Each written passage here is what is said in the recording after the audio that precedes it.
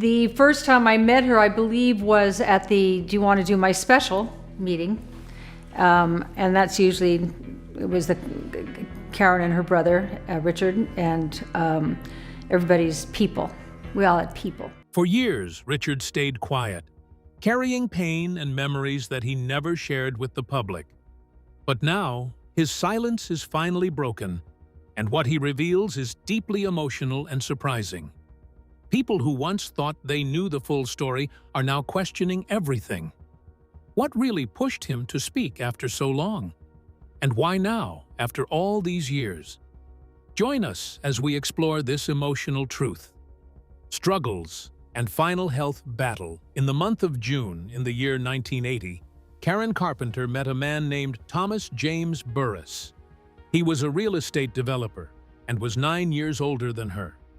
From the very beginning, he appeared charming, elegant, and confident. He knew how to speak in a way that felt convincing and comforting. To Karen, who had spent many years in a life where many decisions were controlled by others around her, Burris seemed like a symbol of freedom and independence. He gave her the impression that she could finally live life on her own terms and experience personal happiness. Their relationship moved very quickly. Within just 2 months of meeting each other, they became engaged. This sudden engagement surprised many people close to Karen, as the relationship had developed in a very short time. It was seen as a whirlwind romance, fast and intense, moving at a pace that left even her closest friends in shock. During this period, Karen held on to personal dreams that she had carried for a long time. She dreamed of having a family, of becoming a mother, and of holding children in her arms. She also wished to be loved for who she was as a person, not only for her voice, her music, or her public image. The wedding took place on August 31st in the year 1980 at the Beverly Hills Hotel. On that day, photographs showed Karen as a radiant bride.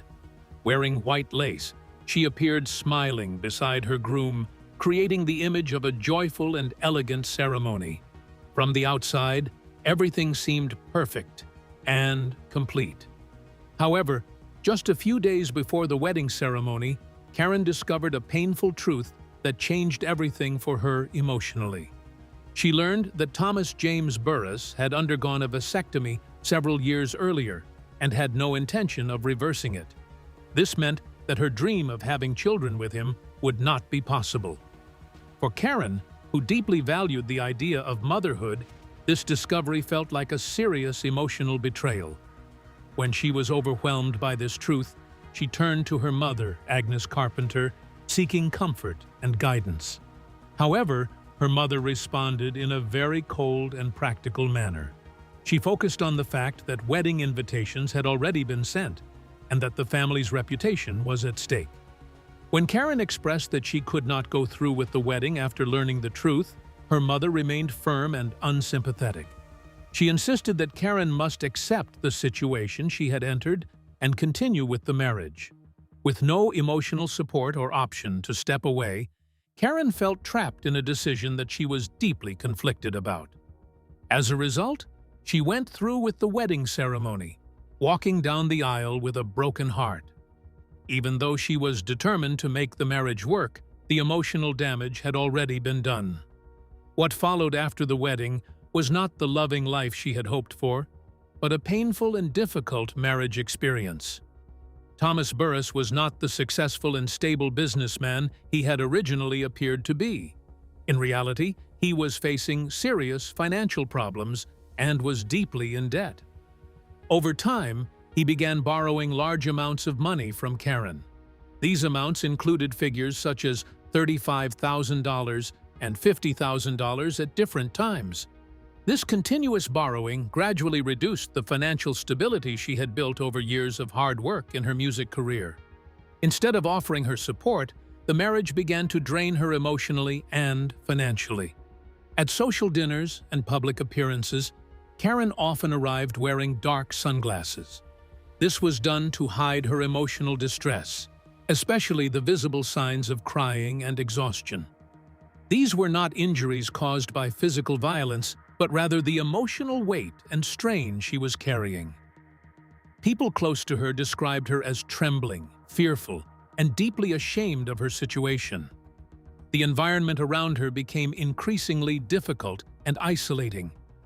Burris also spoke to her in a harsh and damaging way, making repeated cruel comments about her fragile physical condition. His words focused on her appearance and her weakened body, creating emotional harm that added to her already fragile mental state. These constant negative remarks slowly broke down her confidence and emotional stability. Over time, Karen began to lose her emotional strength and became increasingly overwhelmed by her circumstances. By the year 1981, her health condition had worsened significantly. She was consuming nearly 90 laxatives each day, along with thyroid medication that had been obtained through false prescriptions. These substances were used in an attempt to increase her metabolism. As a result of this extreme and dangerous routine, her body weight dropped dramatically to 77 pounds. Her physical condition had become extremely serious and concerning. At this point, she finally admitted to her brother Richard Carpenter that she needed help. In response, arrangements were made for her to meet Dr. Stephen Levenkron again, a specialist she had worked with before. Karen then traveled to New York to begin a structured and intensive therapy program. During this treatment, her medications were taken away, her diet was closely monitored, and efforts were made to help rebuild her damaged self-image and emotional health. However, the recovery process was extremely slow and emotionally challenging. Although Karen genuinely wanted to improve her condition, she also wished for a quick recovery.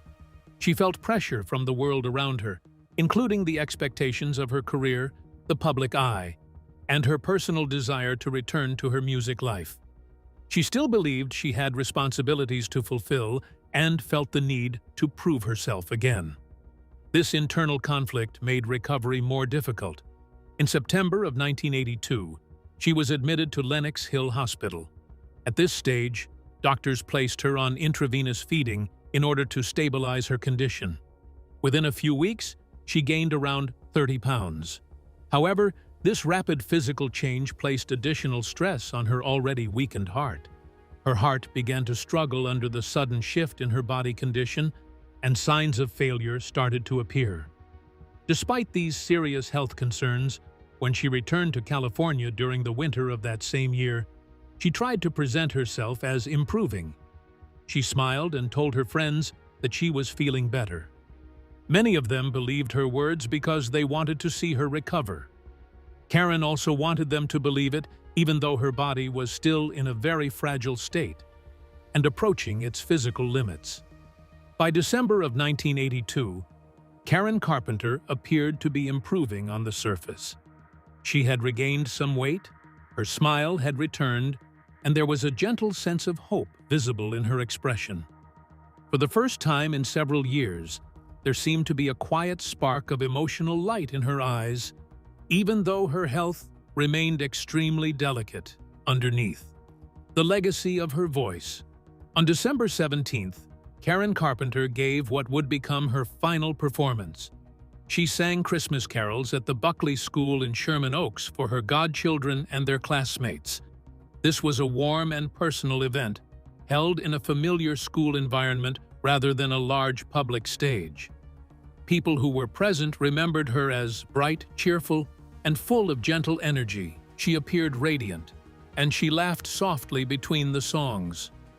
There was a calm happiness in her presence that day, and nothing outwardly suggested it would be her last time performing in front of an audience. Just a few weeks later, on January 11, 1983, she attended a major public event marking the 25th anniversary of the Grammy Awards. For this occasion, she wore a pale pink gown and presented herself confidently in front of photographers. She smiled for the cameras and appeared open and relaxed in social settings. During conversations with friends, she made a light-hearted comment about her appearance and body, spoken in a joking tone. While it sounded playful on the surface, those close to her understood that it reflected a deeper emotional layer tied to her ongoing struggles with self-image and health. It showed a fragile confidence, as if she was trying to convince herself that she had finally overcome her long battle with illness. At that same event, friends such as Dionne Warwick remembered her energy as lively and almost childlike. She seemed full of life that night, enjoying the moment and connecting with people around her. Her behavior gave the impression of someone trying to step forward into a brighter phase of life, even if her health challenges were still present beneath the surface.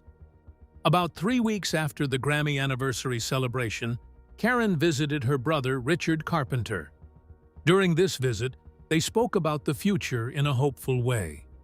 Their conversation included ideas about new songs, possible future performances, and even the idea of going on tour again. They also discussed rebuilding and strengthening the Carpenters' musical brand. Richard noticed something important during this meeting. He felt a sense of lightness and positivity in Karen that he had not seen in many years. It gave him hope that she might be moving toward recovery and stability. They shared a hug at the end of the visit, parted on good terms, and promised to speak again soon. That moment would later be remembered as their final conversation. On the morning of February 4, 1983, Karen was at her parents' home in Downey. She was in the process of preparing to sign her divorce papers. While getting ready, she went to her closet to choose an outfit for the day. Suddenly, she collapsed without warning. Her mother immediately called for emergency help. Paramedics arrived quickly and found that her pulse was extremely weak, beating only about 6 times per minute. She was rushed to Downey Community Hospital in an urgent effort to save her life, but it was already too late. At 9:51 in the morning, Karen Carpenter was pronounced dead. She was only 32 years old. Medical examination later revealed that her death was caused by heart failure linked to emetine toxicity. This condition developed after long-term misuse of ipecac syrup, a substance that is used to induce vomiting. Over time, this damage severely weakened her heart. Ultimately, her body could no longer continue functioning, and it gave out under the strain. Her funeral took place on February 8, 1983, at Downey United Methodist Church. The service was attended by nearly 1,000 mourners. The crowd included family members, friends, fans, and well-known figures from the music industry. Among those present were Olivia Newton-John, Petula Clark, and Dionne Warwick. The service reflected the wide reach of her influence and the deep emotional impact she had on many people. During the funeral, her estranged husband, Thomas Burris, placed his wedding ring inside her casket. This act was seen in different ways by those who witnessed it. Some viewed it as a tender final gesture, while others interpreted it as something more complex and uncertain, reflecting the difficulties in their relationship. Karen was initially buried at Forest Lawn Memorial Park in Cypress, California. Later, her remains were moved and reinterred beside her parents in Westlake Village. This final resting place brought her closer to her family in a lasting way. For Richard Carpenter, the loss was extremely difficult to endure. He had shared nearly every stage of Karen's musical journey, from early rehearsals to her final moments. Her absence left a deep emotional impact on him. In later reflections, he explained that losing her felt like losing a part of himself. One memory that stayed with him was a therapy session from earlier years, where he had expressed love and emotional support for Karen, while also recalling the emotional distance from their mother in that moment. The silence that followed in that memory stayed with him, and he described it as something that echoed far beyond music or words. Despite his grief, Richard continued forward with his life and work. He made a strong commitment to preserving Karen's musical legacy. This included remastering Carpenter's albums and releasing various compilations that kept their music available to new audiences. In 1996, he also helped release Karen's long-unheard solo album. This project held special meaning, as Karen had referred to it in her own way as a personal record created with producer Phil Ramone. Its release gave the world a new perspective on her artistry and became a bittersweet reminder of the career possibilities that were never fully realized. Many years after her passing, Karen Carpenter's voice remains widely loved in music history. Her songs continue to be recognized for their warmth, emotional depth, and timeless quality. Tracks such as Close to You and Rainy Days and Mondays are still played and remembered across generations. Her music has become part of cultural memory, continuing to reach listeners in deeply personal ways. Behind the beauty of her voice lies a complex story of pressure, perfection, emotional struggle, and personal sacrifice. Karen's career showed both great success and great difficulty. While her voice touched millions of people, she herself faced challenges that limited her ability to find lasting personal comfort and balance. At the same time, Richard carries the emotional weight of their shared history, including both the joy of their achievements and the sorrow of her loss. In 1996, when Karen's solo album was finally released, listeners discovered a different side of her musical identity.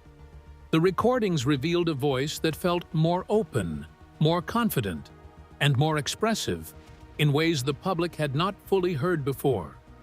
It suggested a version of Karen that was exploring artistic freedom and personal expression beyond the expectations placed on her earlier career.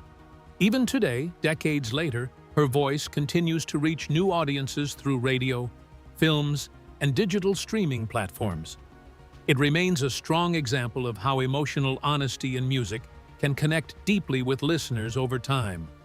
Her work shows that vulnerability can carry lasting strength, often even more than perfection itself. From quiet beginnings to national fame and hidden strain. By the year 1965, Richard Carpenter was 19 years old and already known for his strong musical ability. He was a prodigy with a rare talent for arranging jazz compositions with careful, precise detail. His work showed control, structure, and a deep understanding of music far beyond his age. At the same time, his younger sister, Karen Carpenter, who was only 15, had already become a powerful presence on the drums.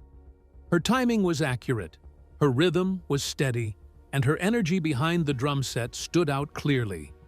Along with bassist Wes Jacobs, they formed a group called the Richard Carpenter Trio. In 1966, the trio achieved an important success when they performed Richard's original jazz piece titled Iced Tea at the Hollywood Bowl Battle of the Bands. Their performance was strong enough to win the competition, and it looked like this moment could lead them directly into major fame. However, the music industry around them was changing quickly. Their clean, melodic jazz style did not match the growing popularity of rock music and psychedelic sounds. Because of this shift, RCA Records gave them studio time, but eventually did not continue supporting them, leaving the group without a clear path forward. Even with this setback, their future began to change in an unexpected way. During one rehearsal session, Karen sang a simple ballad called I'll Be Seeing You. Richard was deeply surprised by what he heard. The drummer he had always known suddenly revealed a voice that was soft, smooth, and deeply emotional. It had a pure quality that stood out immediately.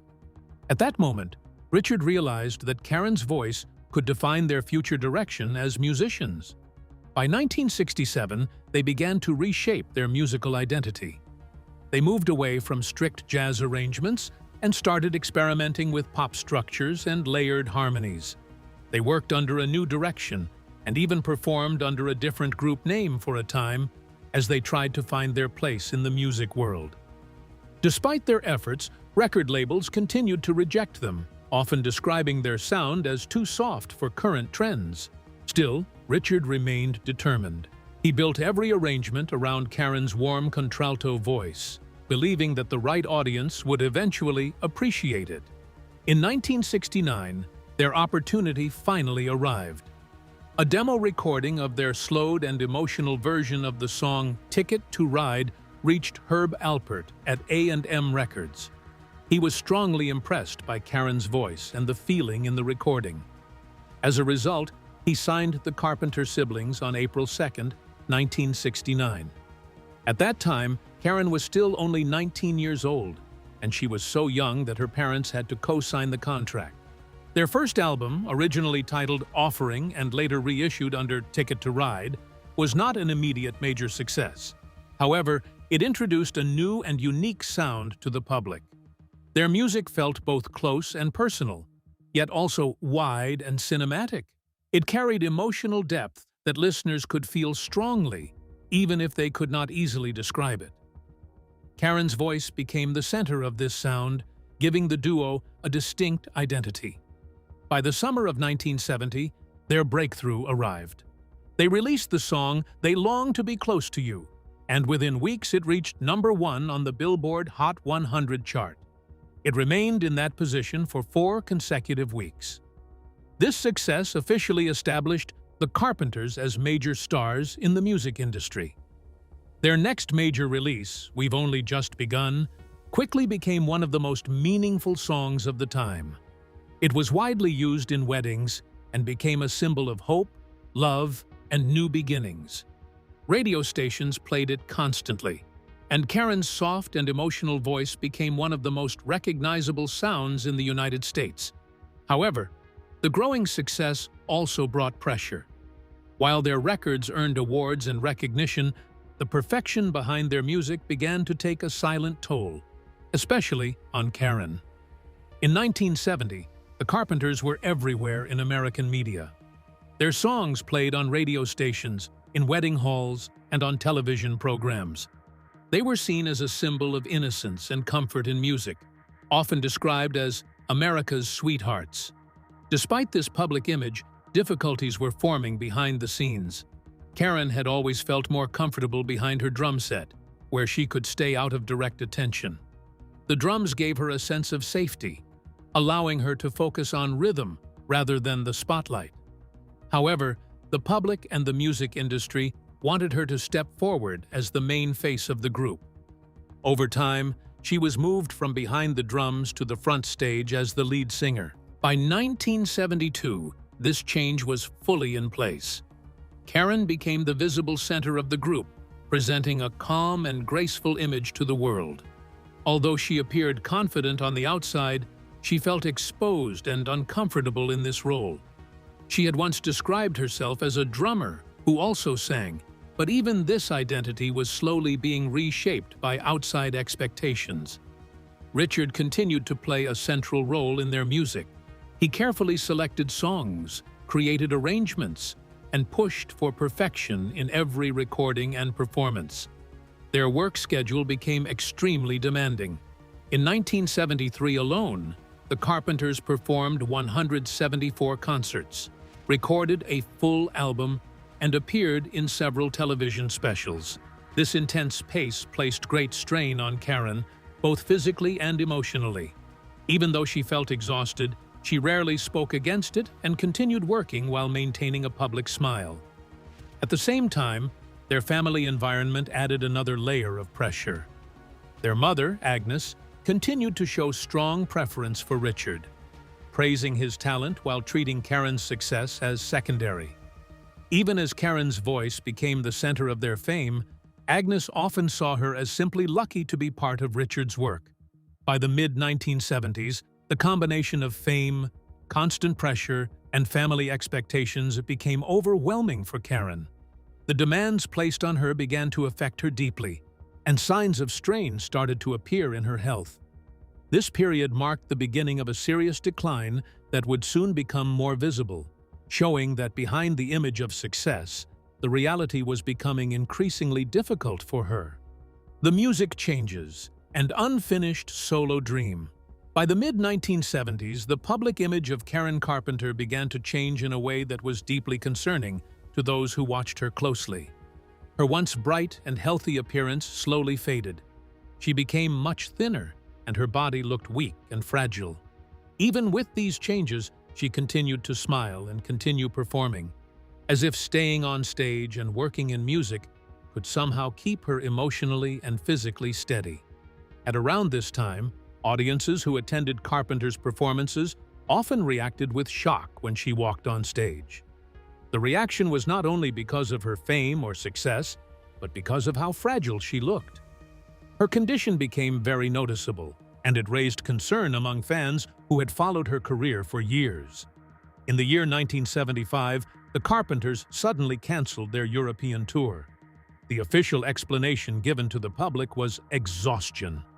However, people close to the family understood that the situation was far more serious than simple tiredness. Karen was in a very weak physical condition. Her weight had dropped to about 91 pounds, and she was struggling severely with her health. She was dealing with anorexia nervosa, a serious eating disorder that was not widely understood at that time. During that era, awareness of eating disorders was very limited, and many people did not recognize the condition as a medical illness. Because of this lack of understanding, her situation was often ignored, misinterpreted, or kept silent instead of being properly addressed. As a result, public discussion about her condition was filled with uncertainty. The media often suggested unclear or mysterious health problems, while fans expressed concern through letters and messages.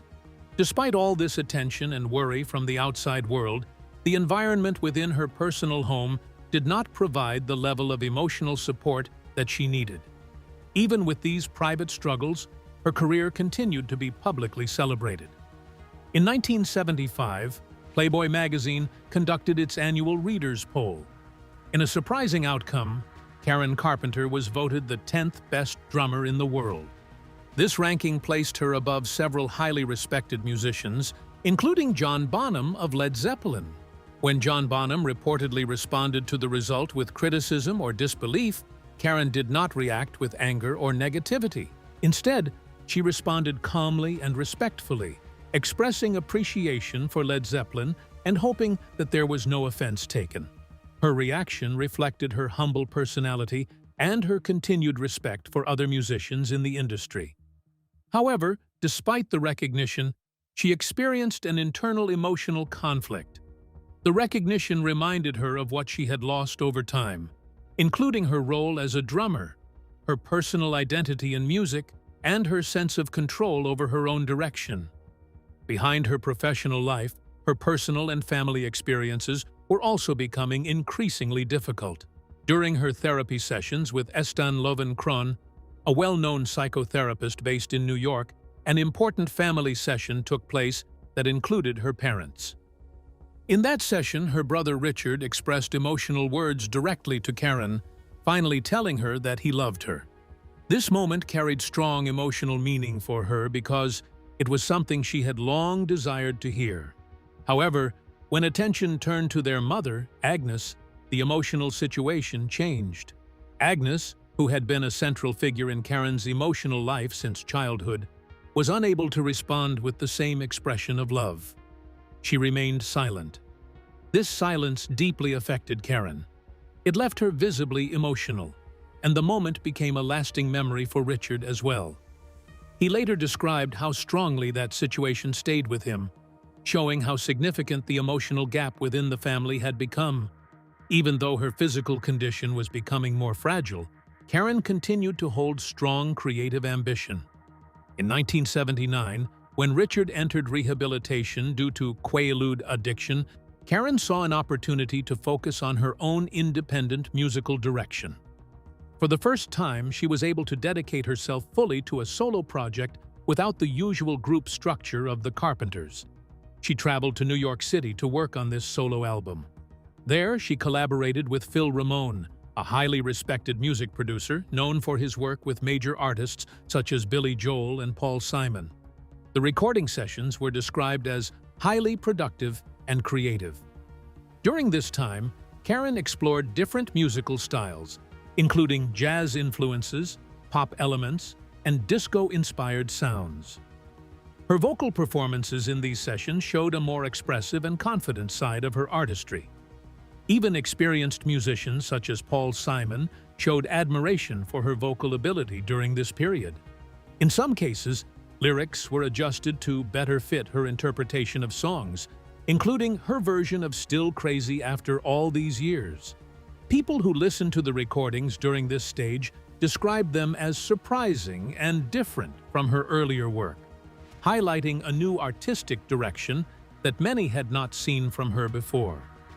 Those close to the project observed that she appeared genuinely happy and motivated during this creative process. However, when she returned to Los Angeles with the completed material, the situation changed dramatically. Richard, who had just completed rehabilitation, felt a sense of betrayal regarding her independent work.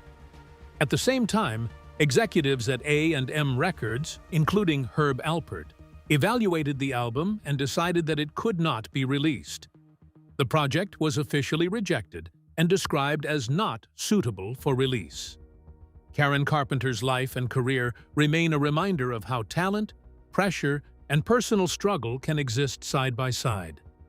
Her story continues to be remembered not only for what she achieved, but also for what she endured. Her voice still carries emotional meaning for many people around the world, and her influence has not faded with time. What do you think about Karen Carpenter's life? Share your thoughts in the comments, and don't forget to like, share, and subscribe. Before you go, be sure to click on the video shown on your screen.